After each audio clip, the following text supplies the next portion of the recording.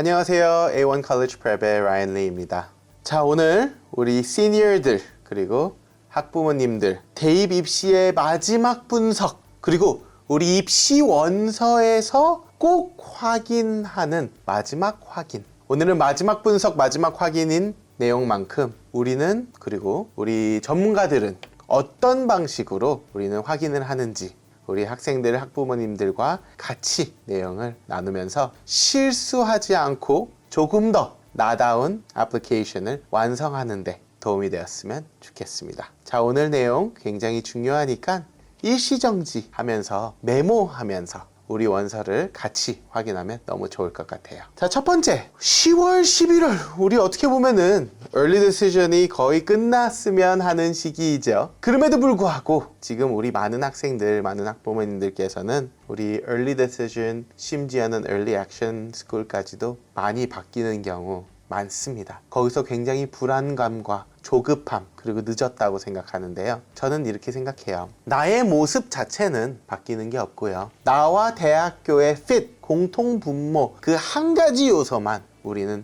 확인해야 되기 때문에 아주 그렇게 늦은 것도 아니며 그리고 10월, 11월에 특히 10월에 대학 리스트가 바뀌는 것은 이상한 게 아니다. 매년 저는 겪는 일이다 라고 좀 위안을 드리고 싶어요. 많은 학부모님들이 많은 학생들이 컬리지 리스트를 바꾸면서 굉장히 불안하기 때문에 괜찮다는 말씀 먼저 드리고 싶어요. 하지만 이 바뀌는 이유 그리고 이 바뀌었을 때의 대처가 저는 굉장히 중요합니다. 이 바뀌는 이유가 후회하고 싶지 않아서 전략도 없고 내가 매칭도 없고 공통분모가 있는지 없는지도 모르겠고 나는 그냥 이 높은 학교를 혹은 내가 들어본 학교를 혹은 우리 한국에 있는 할머니, 할아버지가 친척들이 알고 있는 학교를 한번 넣어봐야 됐기 때문에 우리가 막판에 early decision 학교를 바꾼다. 사실 운으로 early decision이 붙을 확률은 거의 희박합니다. 굉장히 체계적이고 많은 입학사정관들께서 굉장히 좋은 시스템으로 학생들을 리뷰하기 때문에 특히 상위권 학교들은 early decision을 운으로 합격하는 것은 힘듭니다. 그렇기 때문에 우리가 전략적으로 혹은 우리가 어떤 분명한 이유가 있어서 혹은 내가 업데이트가 있기 때문에 early decision이 바뀌는 것은 저는 굉장히 자연스러울 수 있으나 전략적이냐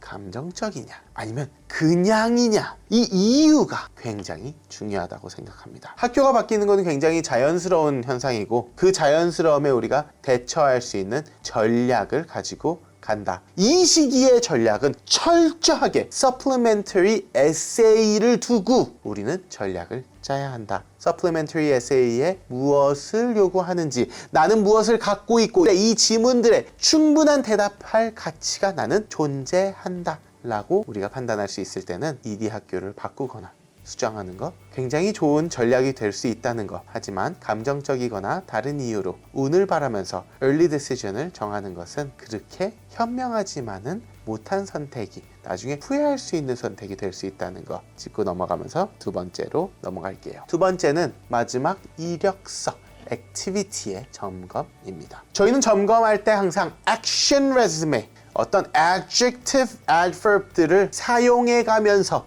어떻게 보면 좀 짧고 딱딱할 수 있는 레즈메를 저희 선생님들과 저희 전문가들과 회의할 때는 최대한 많은 adjective, adverb을 우리가 쓰면서 점검하려고 해요. 그 이유는 뻔한 애플리케이션, 지루한 애플리케이션에서 벗어나기 위함이에요. Affirmative action 이후 하버드에서 법정에서 이렇게 말씀하셨어요. 에이시안들이 특히 동양 학생들이 못하고 잘한다고를 우리는 평가하고 싶지 않다. 다만 매력이 있느냐 없느냐는 다른 이유다. 모든 학생들이 똑같은 방식으로 이야기를 하면 어떻게 이 학생이 어떤 학생인지 구분할 수 있겠느냐라는 말씀을 하셨어요.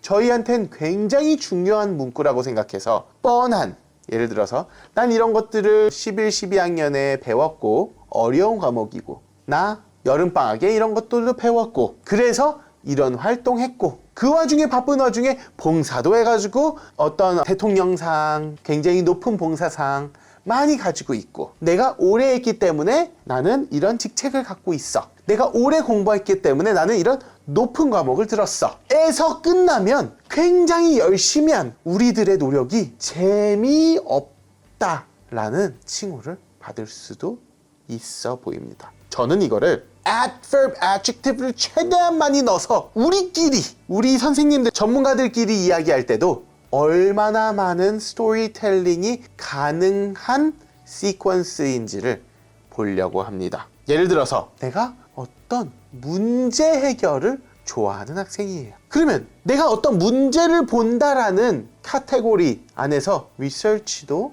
문제를 보는데 이 문제를 완벽하게 보기 위해서 이런 과목들이 더 필요하다는 걸 느껴서 이거를 들었고, 이제 내가 보는 시각이 넓어지면서 이 문제의 시각도 어떻게 넓어졌는지를 내가 리서치나 컴피티션을 통해 가지고 파악했다. 동시에 내가 사는 이 동네, 내가 지금 속해 있는 이 집단, 내가 다니는 이 학교에서도 문제들이 자꾸만 보이는데 이 문제를 혼자서 내가 학생으로서 해결할 수 없기 때문에 어떠한 활동들을 해가지고 해결들을 하려고 했다.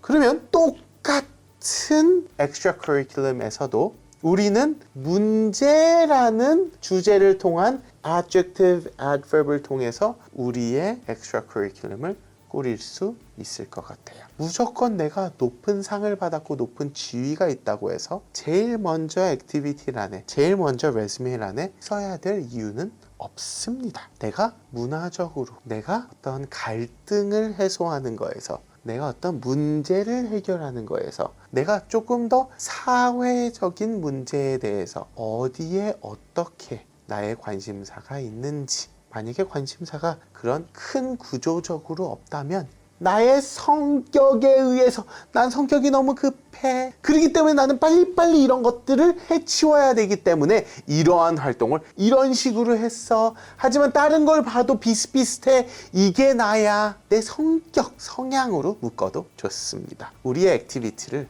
어떻게 내비쳐질지는 항상 정답이 있는 것이 아니고 무조건적으로 이렇게 해야 된다. 재작년에 유펜에 붙은 선배가 이런 식으로 했다더라 라는 이야기보다는 조금 말하는 사람은 어떤 사람인가를 집중해서 우리의 액티비티를 어떤 식으로 나열할지 분석하는 것이 이 마지막 분석에는 굉장히 중요할 것 같아요. 자, 학업 성취 분석에 대해서 말씀드릴게요. 자, 제일 많이 물어보는 거, 우리 unweighted과 weighted, UCGPA, 여러 개의 GPA가 우리 트랜스크립에 있는데 대학을 보니까 하나밖에 기입을 못해요. 어떤 것을 기입하는 것이 가장 좋을까요? 저는 여기에서 우리가 AP의 개수가 많고 AP의 성적도 좋고 SAT의 성적도 좋고 상위권의 학생이라면 저는 weighted GPA를 추천합니다. 하지만 우리가 상위 5%,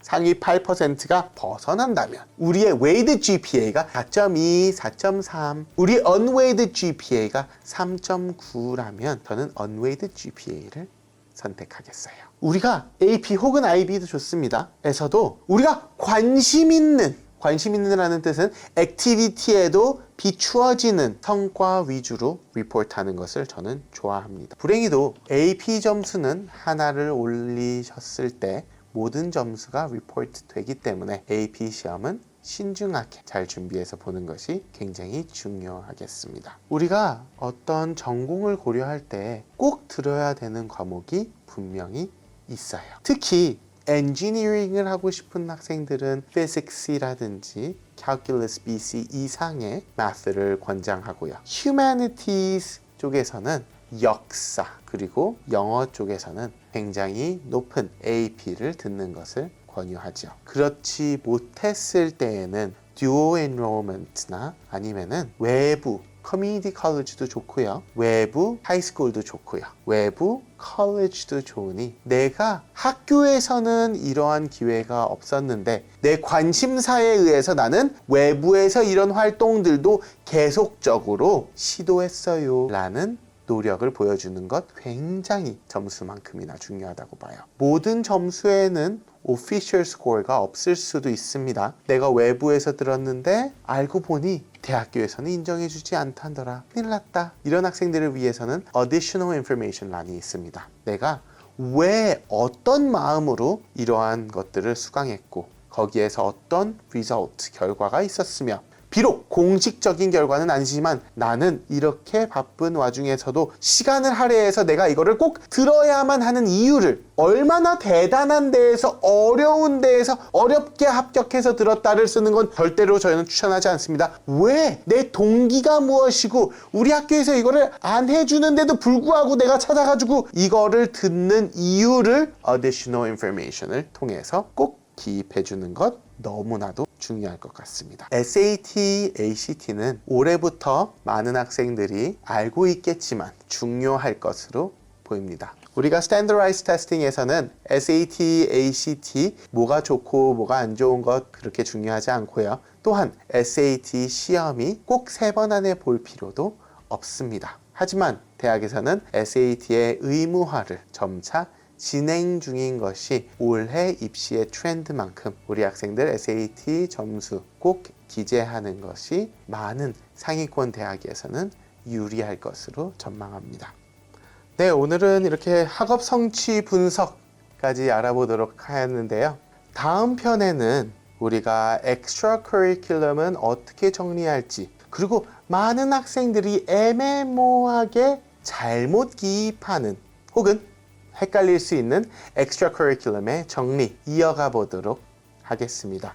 우리 학업 성취에서도 그리고 이력서 구조에서도 굉장히 많은 혼동, 굉장히 많은 질문이 있는 것으로 알고 있어요. 사실상 이력서의 구조, 학업 성취의 분석은 좀 절대적인, 학교에 따라서는 다를 수 있지만 절대적인 정답이 있을 수도 있습니다. 이러한 것들은 댓글로 문의해 주시면 저희가 댓글로서 답장을 드리면서 더 많은 학생들, 학부모님들께서 더 많은 정보들을 댓글을 통해 가지고 공유해 주시면 도움이 많이 될 것 같습니다. 우리 다음 시간 엑스트라 커리큘럼에 대해서도 기대해 주시고요. 더 궁금한 점, 더 많은 분석을 원하시면 그것도 댓글로 달아주시면 감사하겠습니다. 감사합니다.